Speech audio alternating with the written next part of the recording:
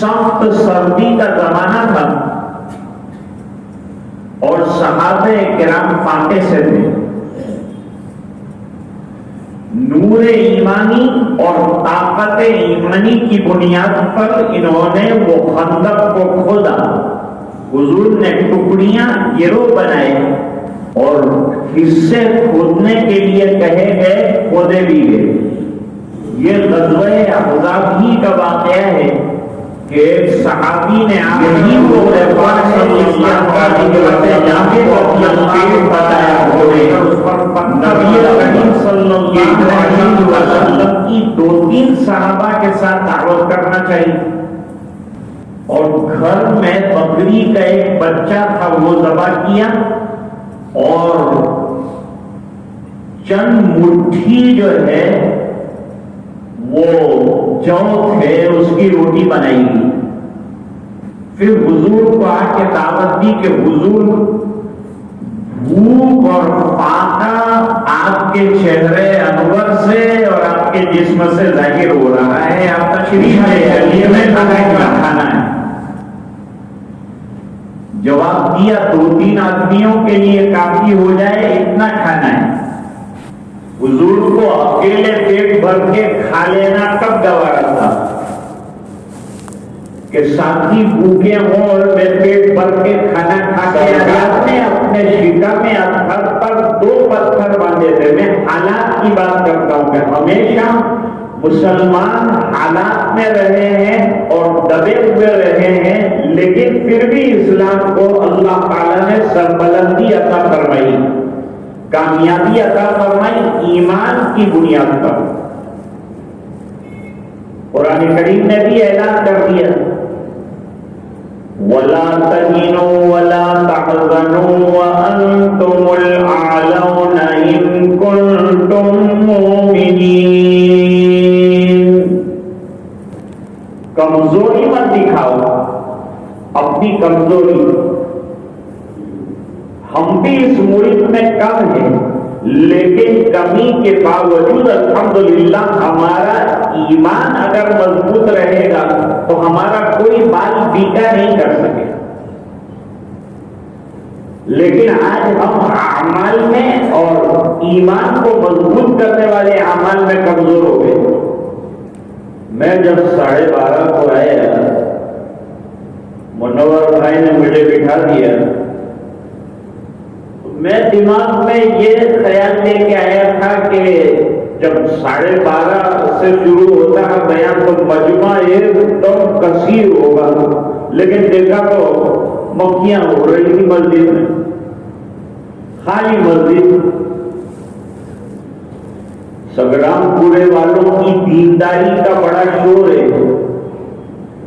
یہ بڑی نفلیں پڑھتے ہیں اور بڑی عبادتیں کرتے ہیں اور بڑا ان کو شوق ہے. میں نے تو مسجد خالی دیکھی، دکھ ہوا مجھے. میں نے سوچا تھا کہ قرآن کی نسبت سے ماشاءاللہ بیان سننے والا بہت بڑا مجمع ملے گا، تو تیاری کر کے آیا تھا. آنے کے بعد بیان بدل لیا تھا کیونکہ وہ مجمع ملا نہیں. میرے 2 بچے آج قرآن شریف حفظ کر رہے ہیں. ہم کو ایسے موقع سنبھالنے چاہیے اور ان کے ماں باپ کی حوصلہ افزائی کرنے کے لیے بہت پہلے سے جو ہے جمع ہونا چاہیے. بچوں کی پیٹھ پر تھپانا چاہیے، ان کو مبارکباد دینا چاہیے کہ بچوں تو کتنے مبارک ہو کہ تمہارے سینے کے اندر اللہ تعالیٰ نے اپنی کتاب رکھنے کا فیصلہ کر لیا کہ تمہارا سینہ اس لائق بنایا کہ 6666 آیتیں اس کے اندر سمائیں اور چمکیں اور تمہارے دل کو نورانی بنائیں. ہمارے اندر ایک ولولہ ہونا چاہیے، ایک شوق ہونا چاہیے، ایک ذوق ہونا چاہیے کہ ہم پہلے سے آئیں اور یہ بچوں کی حوصلہ افزائی کریں. بیچارے دونوں بچے اکیلے اکیلے بیٹھے، ماں باپ بیچارے اکیلے اکیلے بیٹھے، کوئی مبارکباد دینے والا بھی. ہم لوگ جو ہے نا ابن الوقت بن گئے، ضرورت کے مطابق ٹائم کے اوپر آیا، فرض پڑا، نکل گئے۔ تو اللہ تعالیٰ بھی ہمارے ساتھ یہی معاملہ کرتے ہیں، حالات آتے ہیں، بہت دعا کرتے ہیں تو تھوڑا سا کام ہمارا نکل جاتا ہے، پھر کام پھنس جاتی ہے۔ آج ضرورت ہے کہ ہم اپنی ایمانی طاقت کو بڑھائیں، اور ایمانی طاقت ایمانی مراکز میں آ کر بڑھیں گے۔ مسجد جو ہے مرکز ایمان ہے، یہاں سے ایمان تقسیم ہوتا ہے، یہاں سے رحمتیں تقسیم ہوتی ہیں، یہاں سے انوار کا سلسلہ چلتا ہے اور گھروں تک پھیلتا ہے، محلوں تک پھیلتا ہے۔ تو ہمیں ایسے مواقع کا خیال رکھنا چاہیے، جتن کرنا چاہیے۔ خیر میں تو یہ دو بچوں کو بہت مبارکباد دیتا ہوں، اور مجھے بڑا شوق رہا کہ میں جاؤں اور بچوں کو میرے پیارے دیکھوں اور ان کو مبارکباد دوں اور ان کے لیے بیان کروں۔ اور وہ مدرسہ بھی کتنا مبارکباد کے قابل ہے، جنہوں نے اپنی چھت دی کہ بچوں بیٹھو، یہ چھت کے سائے میں خوب قرآن کریم یاد کرو۔ اور اساتذہ نے کتنی محنت کی اور محنت کر کے ان کو قرآن کریم یاد کرایا۔ قرآن کریم یاد کرانا کوئی آسان کام نہیں ہے، بڑا مشکل کام ہے، لیکن اساتذہ نے اپنا پتا پانی کیا، خون کا پسینہ کیا، اور یہ بچوں کو اس لائق بنایا کہ آج پورا قرآن کریم مکمل ان کو حفظ ہو گیا، اور ان کی اتنی ہمت اللہ تعالیٰ نے ان کو دے دی کہ اب نماز کے بعد انشاءاللہ یہ دونوں بچے جو ہے اپنا آخری سبق اتنے بڑے مجمع کے سامنے، اب بڑا ہوا مجمع ہم لوگ مجمع کے سامنے سنیں تو ذہنی طور پر چلو بے شبد ہمڑی لوں نہ، اصل تو اپنے نماز پڑھنا نہیں چاہیے، امام صاحب نے خود تو ہمیں پڑھتی نہیں، یہ ہمڑی لے ہوں نماز پڑھی لے ہوں نے دعا کرنی نہ بھاگی جاؤں۔ کتنا بڑا طبقہ نمازوں کے بعد فرض نماز جمعہ کی ہو جاتی ہے، اس کے بعد چلا جاتا ہے، حالانکہ اس کے بعد سنتیں بھی ہیں، اور اس کے بعد نوافل کو مضبوط کرنے کے لیے اور فرائض کی کمی کو دور کرنے کے لیے جو اللہ والے اصل اہل اللہ جو تھے وہ بہت جلدی مسجد میں آ جاتے تھے، اور باوضو آتے تھے اور آ کر 2 رکعت پڑھ لیتے تھے، اور 2 رکعت پڑھ کر انتظار کے اندر نماز کے بیٹھ جاتے تھے کہ دل دماغ بالکل فرض نماز کے لیے صاف ستھرا ہو جائے، اس کے بعد وہ نماز کے اندر کھڑے ہوتے تھے تو ان کی نماز ہوتی تھی، ان کا نماز میں دل لگتا تھا، سکون ملتا تھا۔ ہم باہر کے خیالات لے کر نماز پڑھتے ہیں، اسی خیالات میں نماز ہوتی ہے اور پھر چلے جاتے ہیں تو کچھ حاصل نہیں ہوتا۔ یہ جو نماز سے پہلے سنتیں رکھی ہیں، یہ کیوں رکھی ہیں؟ تاکہ فرض نمازوں کا ذہن بن جائے، فرض نمازوں کے لیے مزاج بن جائے، اور مزاج کی موافقت کے بعد پھر فرض پڑھیں گے تو کما حقہ جیسے پڑھنا چاہیے ایسا فرض پڑھنے کی سعادت سے اللہ نوازیں گے۔ اور نماز کے بعد بھی سنتیں رکھی،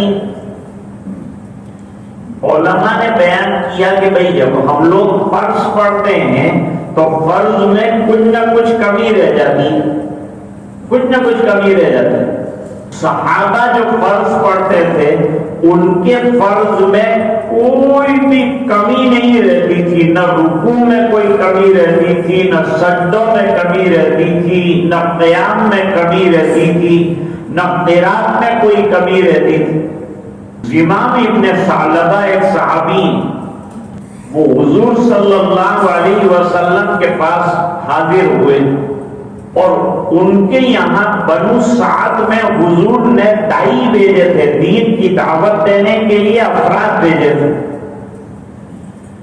انہوں نے وہاں دین کی دعوت دی نماز کو کہا، روزے کو کہا، زکات کو، قبیلے والوں نے فیصلہ کیا اور فیصلہ یہ کیا کہ بھئی یہ صاحب جو بات کہہ رہے ہیں یہ تو اکیلے آدمی آئے ہیں، ان کی بات پر کیسے بھروسہ کیا جائے کہ یہ دعوت نبی مبعوث کی دعوت ہے، نیا دین آیا ہے، تو تحقیق کرنی چاہیے۔ تحقیق کے لیے انہوں نے قوم کے سردار زمام ابن ثعلبہ کو حضور صلی اللہ علیہ وسلم کے پاس بھیجا، اور بھیجنے کے بعد انہوں نے یہ تمام چیزیں پوچھی کہ اللہ نے آپ کو رسول بنایا ہے، اللہ نے آپ کو نبی بنایا ہے، اللہ نے آپ کو کتاب دی ہے، اللہ نے آپ کو نماز دی ہے، اللہ نے آپ کو روزہ رکھنے کا حکم دیا ہے، امت کو روزہ رکھنے کا حکم دیا ہے، دن میں کتنی نمازیں فرض ہیں، 24 گھنٹے میں کتنی نمازیں فرض ہیں۔ وہ تمام نمازیں جو ہے حضور پاک صلی اللہ علیہ وسلم نے اوقات کے ساتھ بتائی۔ جب پوری دعوت حضور پاک صلی اللہ علیہ وسلم کی سن لی تو زمام ابن ثعلبہ نے کہا نہ نماز میں نہ روزے میں جو فرض آپ نے بتائے ہیں اس کے اندر کمی بالکل نہیں کروں گا، ہاں کبھی نفل پڑھ لیا، زیادہ آگے بڑھا، لیکن فرض جو ہے اس کے اندر ذرا بھی کمی نہیں کروں گا۔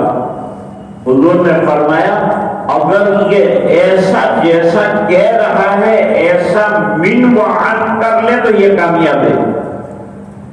افلح ان صدقہ، کامیاب ہے آخرت کے اندر اگر اتنا کام کر لے۔ تو ہماری فرض جو ہوتی ہے اس کے اندر کمی ہوتی ہے، رکوع میں کمی ہے، سجدوں میں کمی ہے۔ کوئی کہہ سکتا ہے کہ میں نے ایسی نماز پڑھی ہے کہ اللہ کے دربار میں پیش کروں تو فوراً رائٹ کا نشان بنا کے آگے نکل جائے؟ نہیں کہہ سکتے۔ تو اس کا مطلب یہ ہے کہ ہمارے فرائض میں کمی رہ گئی۔ اب یہ فرائض کی کمی کو دور کیسے کیا جائے؟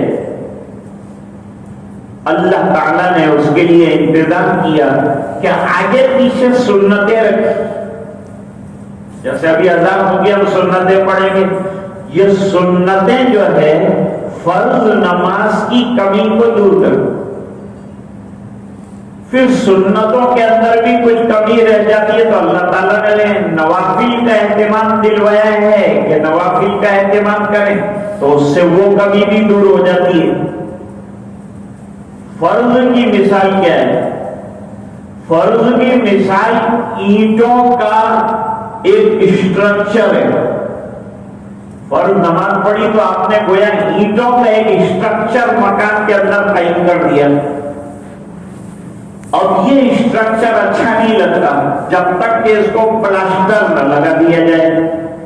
اینٹوں کا اسٹرکچر مضبوط ہوگا اندر باہر کے پلاسٹر کے ذریعے سے۔